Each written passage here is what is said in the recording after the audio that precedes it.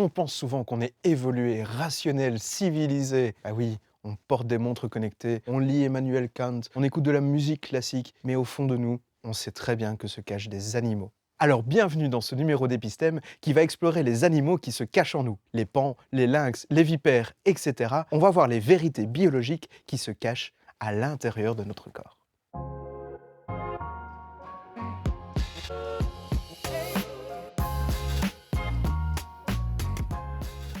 S'entendre comme chien et chat.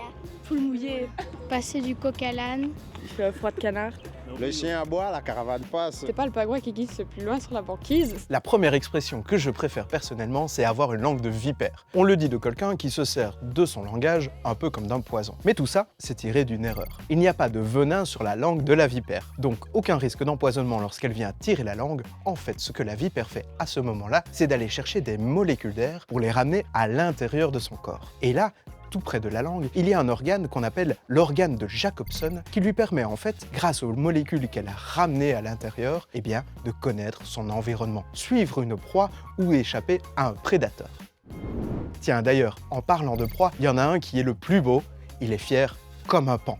Mais oui, tu as déjà vu des paons avec leurs roues très colorées, symétriques et parfois extrêmement grandes par rapport à la taille de leur corps. En fait, cette roue sert d'indicateur pour être attractif sexuellement. L'idée, c'est que la femelle qui voit un mâle avec une grande roue bien colorée se dit que c'est vraiment pas pratique. Or, si le mâle a survécu malgré cet handicap apparent, eh bien c'est qu'il doit être très fort, très rapide et ferait donc un bon père avec de très bons gènes pour sa descendance. C'est le principe du handicap coûteux, plus c'est encombrant, plus c'est crédible. Bon, tu le sais, moi à chaque fois que je te parle de science, j'en ai la chair de poule tellement j'adore ça. La chair de poule, c'est un réflexe qui vient aussi lorsque tu as peur ou que tu te sens agressé. En fait, ça s'appelle la piloérection. Ce sont des tas de tout petits muscles situés sous la peau qui vont réagir à la situation de stress et qui vont donc faire monter les poils. En fait, c'est un réflexe archaïque qui nous vient de nos ancêtres, à l'époque où on était très poilu, et ça a plusieurs fonctions. Ça permet une très bonne isolation thermique, mais ça permet aussi de paraître plus grand, plus impressionnant. Alors évidemment, chez l'humain moderne, ça ne sert plus à rien, mais le réflexe est resté.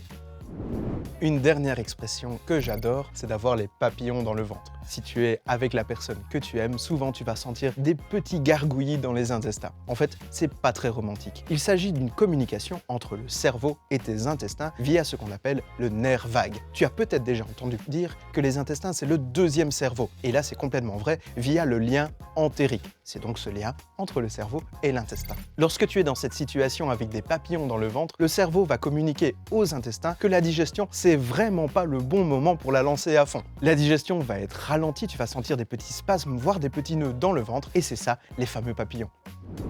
Alors la prochaine fois que tu utilises une de ces expressions avec des animaux, rappelle-toi qu'elles ont des réalités biologiques à l'intérieur de notre corps. Et puis si en soirée, tu veux faire le malin en disant que les papillons dans le ventre, c'est juste le nerf vague, et que la personne fouille, c'est que t'as un peu trop fait le fier, comme un paon.